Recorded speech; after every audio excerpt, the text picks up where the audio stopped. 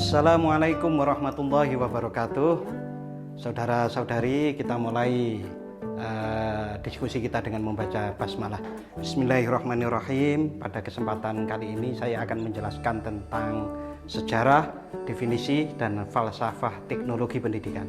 Dengan memahami sejarah, definisi, dan falsafah teknologi pendidikan, maka kita tidak akan terjebak untuk untuk salah paham bahwa teknologi pendidikan itu adalah media pembelajaran, media pendidikan yang modern. Sehingga dengan pemahaman tentang sejarah, definisi, dan falsafah teknologi pendidikan, kita akan terhindar dari itu semua. Oke, yang pertama, teknologi pendidikan pada awalnya itu terinspirasi oleh seseorang yang namanya James Finn. James Finn itu adalah muridnya atau mahasiswanya dari Edgar Dale. Edgar Dale itu seorang teoritikus yang mengeluarkan sebuah teori tentang kerucut pengalaman. Yaitu kerucut pengalaman itu terdiri dari 1, 2, 3, 4, 5, 6, 7, 8, 9, 10. Ada 10 lapisan. Kalau seseorang itu belajar hanya dari lambang verbal saja, hanya dari kata-kata saja, maka tidak efektif. Lebih efektif kalau ditambah dengan lambang visual, bahkan kalau sampai ke bawah itu kalau ada pengalaman langsung. Oleh karenanya di banyak sekolah, di banyak perguruan tinggi, seseorang dalam menempuh pendidikannya tidak hanya di kuliah di dalam kelas, bahkan juga perlu di lapangan atau praktek pengalaman langsung. Karena praktek pengalaman langsung itu paling tidak ada 90% kekuatan yang bisa diperoleh oleh mahasiswa atau siswa untuk pembelajarannya, sekitar 90%. Itu adalah idenya Edgar Dale. Nah, karena Edgar Dale ini mempunyai mahasiswa yang namanya James Finn tadi, kemudian James Finn melanjutkan mengintegrasikan ide itu dengan media-media pembelajaran. Yang pertama itu adalah media audio visual. Nah, hanya audio visual saja awalnya, tapi itu kemudian menjadi inspirasi bagi James Finn untuk mengusulkan sebuah bidang ilmu baru yang namanya teknologi pendidikan. Jadi secara tegasnya James Finn ini gagasannya adalah mengintegrasikan sistem dan proses yang mampu mencakup dan memperluas, mengintegrasikan keterkaitan antara bahan dengan proses pembelajaran. Oke. Nah, para ilmuwan itu menyambut teknologi pendidikan ini dengan melakukan studi sehingga karena bidang ilmu tersendiri itu harus memenuhi yang namanya syarat-syarat ontologi, epistemologi, dan aksiologi atau yang sering kita sebut dengan filsafat ilmu. Tanpa ada filsafat ilmu, maka sebuah ilmu itu tidak bisa diakui sebagai bidang ilmu tersendiri. Nah, falsafah, ontologi, epistemologi, dan aksiologi teknologi pendidikan itu yang pertama tentang ontologinya. Mengapa sih ilmu teknologi pendidikan harus ada? Nah, jawabannya adalah karena teknologi pendidikan adalah pengembangan untuk memudahkan hubungan siswa atau peserta didik dengan dunia lingkungannya, lingkungan pembelajarannya. Bahkan dimanapun seorang siswa, seorang pembelajar, seorang mahasiswa itu perlu untuk mengintegrasikan lingkungannya menjadi satu sehingga memudahkan pembelajarannya. Itu mengapa kok teknologi pendidikan itu ada untuk memudahkan belajar. Lalu epistemologinya. Nah, epistemologi ini adalah cara bagaimana ilmu teknologi pendidikan ini bisa dikembangkan dengan sebaik-baiknya. Itu paling tidak nanti akan saya jelaskan terperinci. Lalu aksiologi itu adalah apa manfaatnya, apa nilai tambah dari teknologi pendidikan. Oke, ontologi atau mengapa teknologi pendidikan itu perlu ada. Menurut Yusuf Hadimiyarso, itu suhunya teknologi pendidikan di Indonesia itu paling tidak ada 4 empat hal yang perlu yang perlu mengapa teknologi pendidikan itu sampai ada. Yang pertama adalah banyak orang yang belum terpenuhi kesempatan belajarnya. Oke, itu adalah rumusan Yusuf Hadimulyoso bertahun-tahun yang lalu. Sekarang ini kesempatan orang untuk belajar itu luas sekali. Tetapi apakah setiap orang itu kemudian dengan pembelajarannya itu, dengan kesempatan belajar itu kemudian menggunakan dengan sebaik-baiknya? Jawabannya tentu tidak.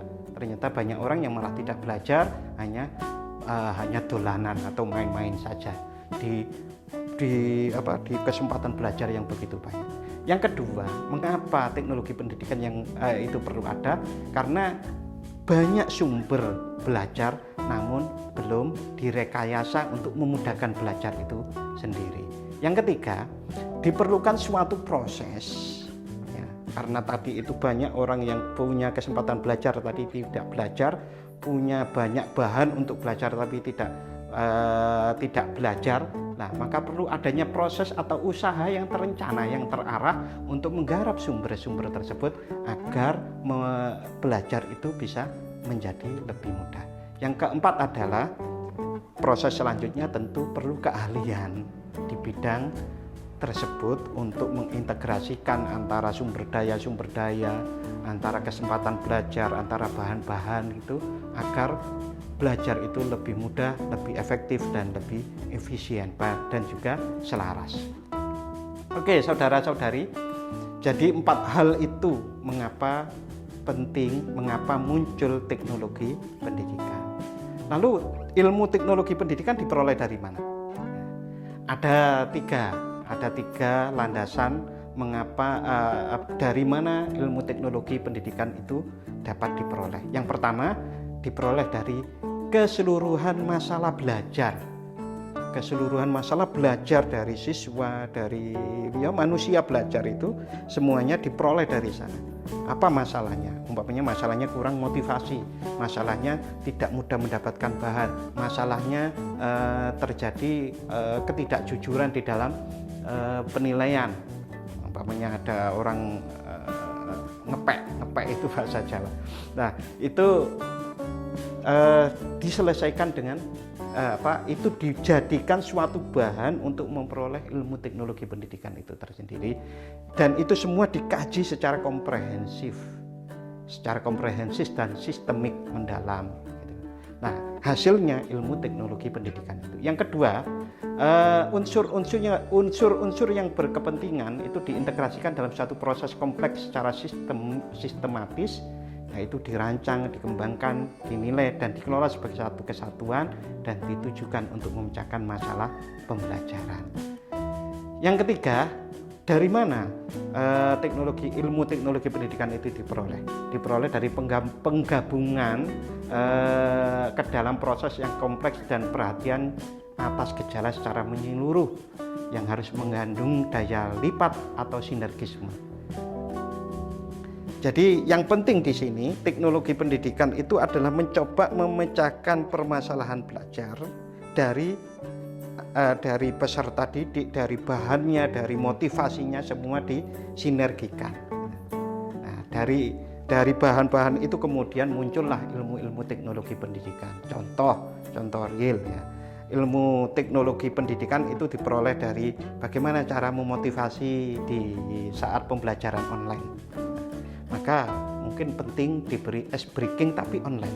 Ice breaking online itu bisa digunakan diantaranya dengan cara mengajak untuk menyamakan gelombang dari mahasiswa maupun peserta didik itu, dengan cara membuat satu yel-yel, umpamanya iman, takwa, dan husnul khotimah, umumnya begitu.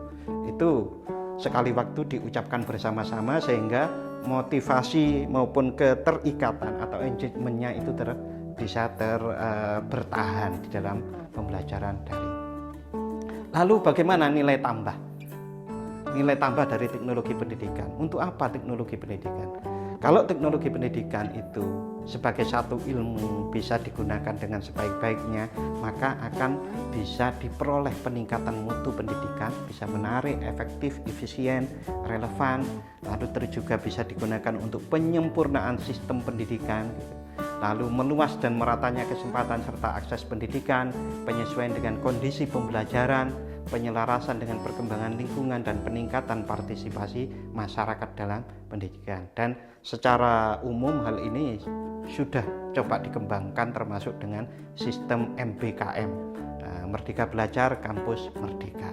Nah, ini falsafah, tiga hal tadi, ontologi, epistemologi, dan aksiologi atau falsafah teknologi pendidikan.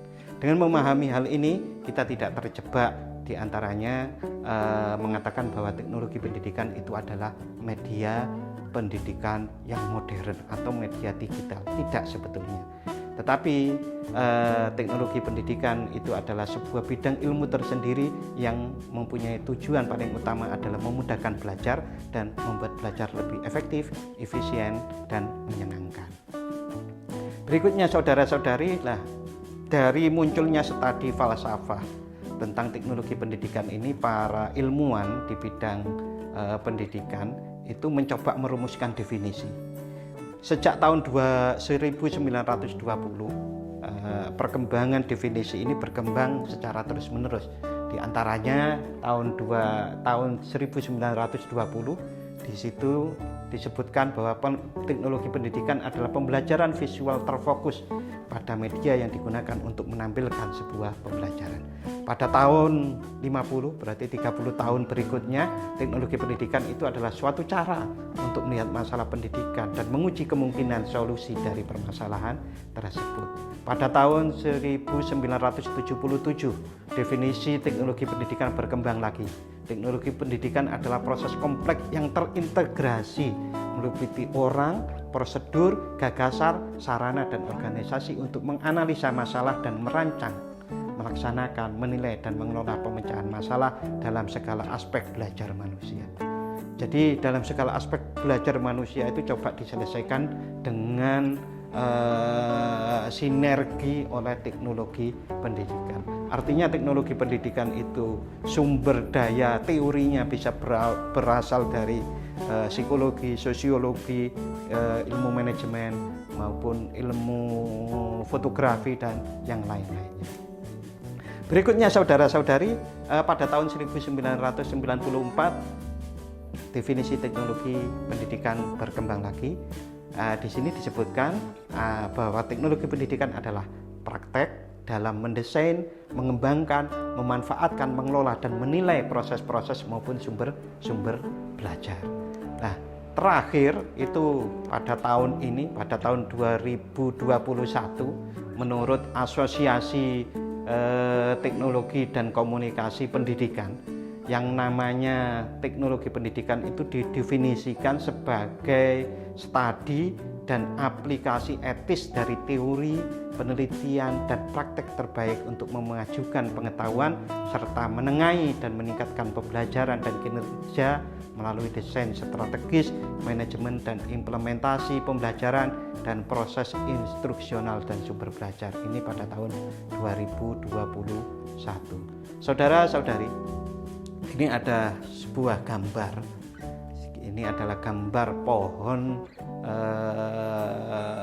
pohon teori pendidikan. Di sini disebutkan bahwa yang namanya teknologi pendidikan itu adalah sebuah cabang besar yang di bawahnya ada ilmu manajemen pendidikan, ada model atau strategi pembelajaran, ada evaluasi pembelajaran. Jadi sebagai satu ilmu, teknologi pendidikan itu mempunyai cabang-cabang yang lain seperti itu. Oke, terima kasih untuk kali ini. Mudah-mudahan dari sejarah, lalu kemudian falsafah, dan kemudian definisi, perkembangan definisi itu bisa dipahami dengan baik, sehingga pemahaman bahwa teknologi pendidikan itu adalah media pembelajaran saja, itu kita bisa terhindar dari kesalahpahaman itu. Sesungguhnya teknologi pendidikan itu adalah sebuah upaya untuk mengintegrasikan, mensinergikan semua potensi potensi dana, sumber daya, sumber kesempatan, waktu, dan apapun yang bisa disinergikan untuk mengefektifkan, memudahkan, mengefisiensikan pembelajaran. Itulah teknologi pendidikan. Oke, untuk kali ini cukup, mudah-mudahan bermanfaat. Terima kasih. Wassalamualaikum warahmatullahi wabarakatuh.